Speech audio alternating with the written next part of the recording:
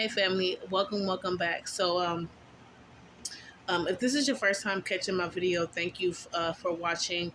If you are returning, thank you as well. I wanted to talk about um, just my walk with Christ. I'm going to be speaking from experience, and hopefully this will help, somebody that may be experiencing some doubt, maybe. I don't know, but so I'm going to title this video, Every Blessing Started as a Storm, because it does. And when I started my walk with the Lord, it started in a storm. And, for many reasons, I couldn't understand why. Like, everything was just crumbling, everything was just falling apart.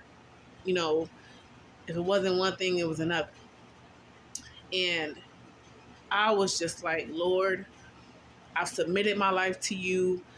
I've told you I want to follow you. I've surrendered to your will, and yet I'm subject to disaster, right? That's what it looks like. That's what it feels like. You're going through so much hell.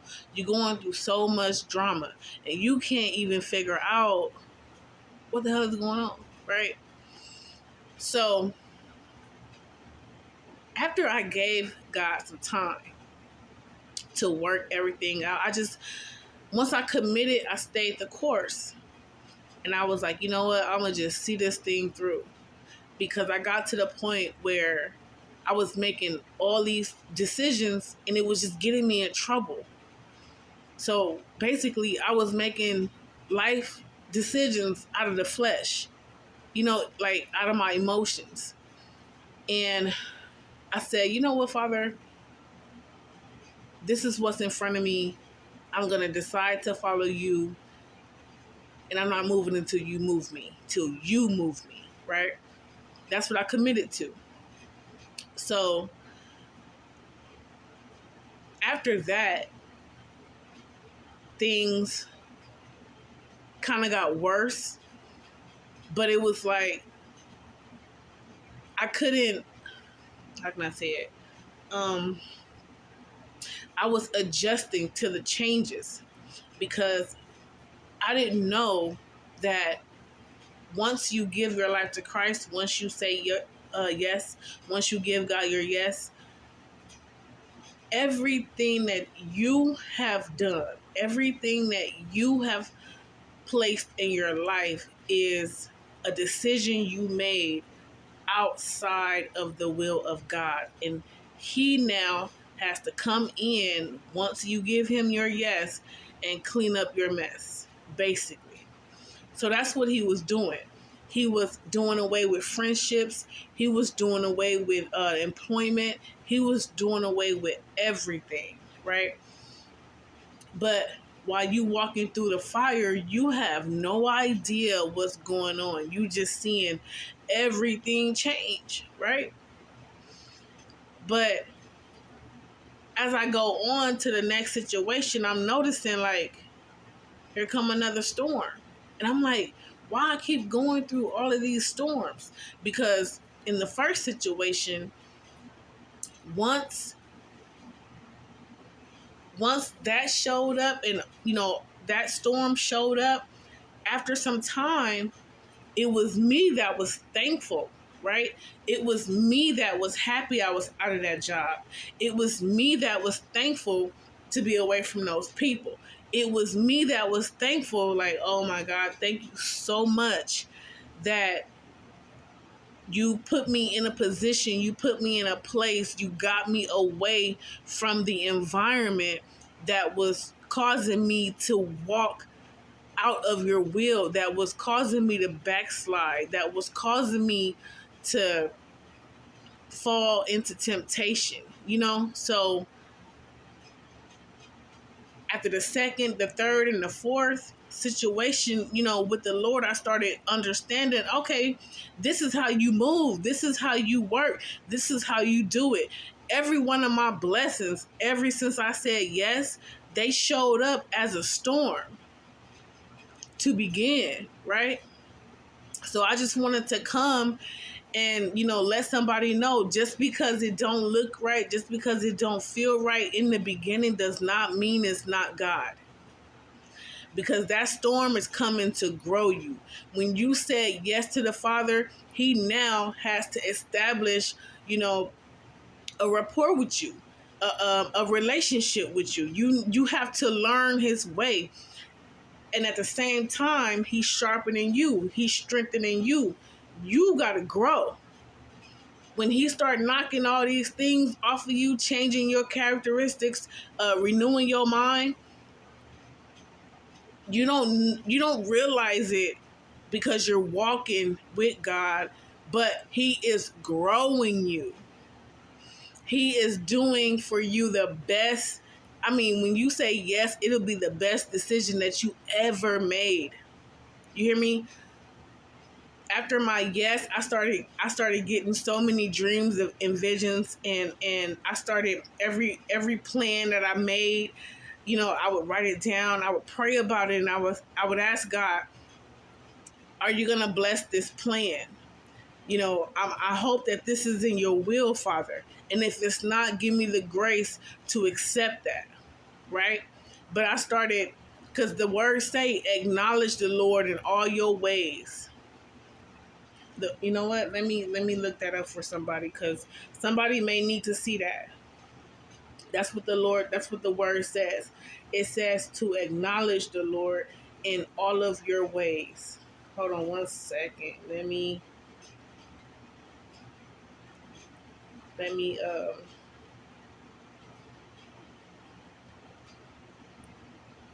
okay. Um this is Proverbs 3. Proverbs 3, it says 5-7. Trust in the Lord with all thine heart, and lean not unto thine own understanding. In all thy ways acknowledge him, and he shall direct your paths. So when I've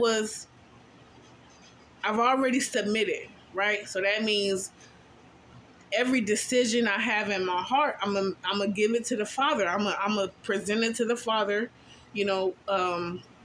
and ask him for his guidance, and ask him for his blessing, and ask him for, I'm literally asking for permission.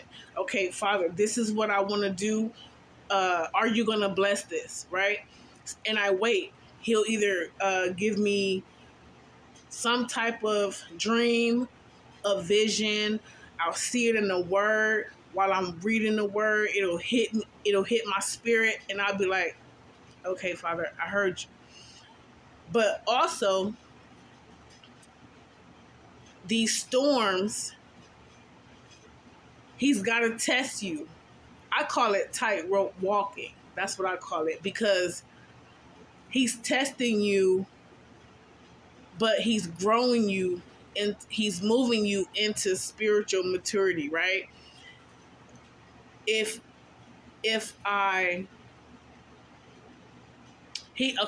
he sees everything in us that shouldn't be there. So he brings these challenges that are tailor-made to us to refine us and make us into who we need to be to sustain where we're going, right? And once you start submitting your ways to the Father, your will now becomes his will, right? And you good, you like, okay, Lord, you said your grace is sufficient for me, right? That's what you said. So this is what we're leaning on. This is how we're gonna do this. The Lord is gonna bless me with everything that's in his will that I'm ready for. And the rest, he gave me the grace to let it go, right? If it's not his will, he gave me the grace to let it go. That's what you have to remember. When he has a specific will for you, and you ask him to show you, he will. He will give you endless dreams and visions, or however he speaks to you. Whatever your language is with the Father, that is how he will show you. And whatever he shows you, because remember, the enemy watching too. So whatever he shows you, every dream, every vision, whatever it is, you write it down and you take it back to him. And he'll send you another confirmation to let you know it was him. In Isaiah 46, this is one of my favorite scriptures. It says, remember the things I have done in the past. When I read that part, it made me think about, different things that God pulled me out of that I didn't even know I needed saving from. You know what I'm saying? I'm just in my flesh making decisions, just walking in the world, but I still believe in God and I'm still praying. So I have God's mercy. But God said, remember the things I have done in the past. So he's letting me know, you can trust me. I've done this before, right? He says, for I alone am God. I am God and there is none like me. So he's telling you, I won't come second. There is none like me. I am God alone, right? So I will not come second, and I do not put up with idolatry. In this one verse, he's telling me so many things we're going to have to work on. Okay, so I got to be first in your life, and I'm the only God. There is no other God, okay? So this is some of the things that God is working on inside of you, because when you was walking in your flesh, when that storm showed up, you had all these idols in your heart, right? And that's okay. I don't want you to feel bad. This is what God is going to work on. This is what God is going to refine in you. This is what all the chiseling is going to be about, because we can't have none of that. You cannot be in the will of God and have other gods and have, idols in your heart, because you will ruin his will for you. So that's the process. So he's gonna get all these idols out of your heart so that he is number one. Okay? God has to be number one. And then it says, only I can tell you the future before it even happens. This is how God speaks to me. Dreams and visions. I'm a seer. I can see something. When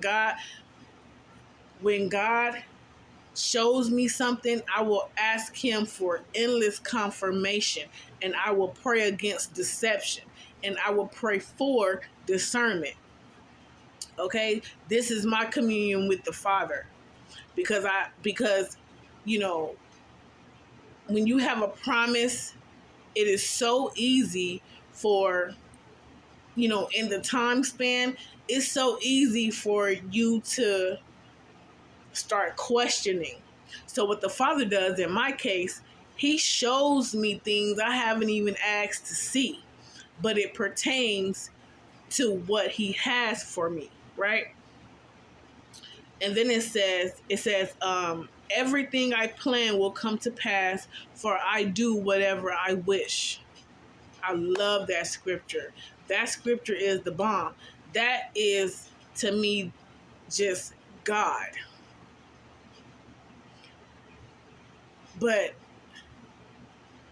these storms, they're happening for you, not to you. It's happening for you. I didn't have, when I was going through all of this, I went through it the hard way. Nobody was there to tell me, oh, this is how God works. This is how God moves. Nobody was here to do that for me. So I literally had to walk through this and learn as I go, right? That's why me and God like this, because he allowed me to see what I saw. He allowed me to feel what I felt, and he pulled me out of it like it was nothing. He brings these storms just to show us he's God. Just to establish, like, you know what? Let me show you something, right? Let me show you something. Let me do that right quick, because There are some questions in your heart. There are some doubt. Is some doubt in your soul that I want to take care of. So let's handle that, right? This is how it goes. God is so real. Like a person asked me tonight, he was like, how do you talk to God? And I said, what? He's like, how do you talk to him? And I said, but he was asking me like, how can I talk to God? And I said, how are you talking to me? God is that real. God is realer than me. He is realer than what we see in the flesh. He's spirit, right? And what happens in the flesh, what happens in the natural, it happens in the spiritual first. So that's why I said God is realer than me. So I'm telling him, I'm like, you can talk to the Father like you talking to me. I was telling him, when you're trying to have a relationship with the Father, you got to remember that God can see your heart. He knows your heart. He's God. But when you tell him your heart, that's relationship. It's like if I'm in a relationship with a man, and I'm telling this man knows I love him, but I'm telling him I love you. That's relationship. It's helping to build the relationship. Reassurance. Always be in communication with the Father. He knows what he's doing, but communicate with him about it anyway. Even when you don't like it. Sometime last year, I think it was summertime, I was on my way to sleep. I was drifting off. Now, I had a vision of a storm, and it woke me out of my, when you about to fall asleep, it woke me up, and I was just like, Father, what now?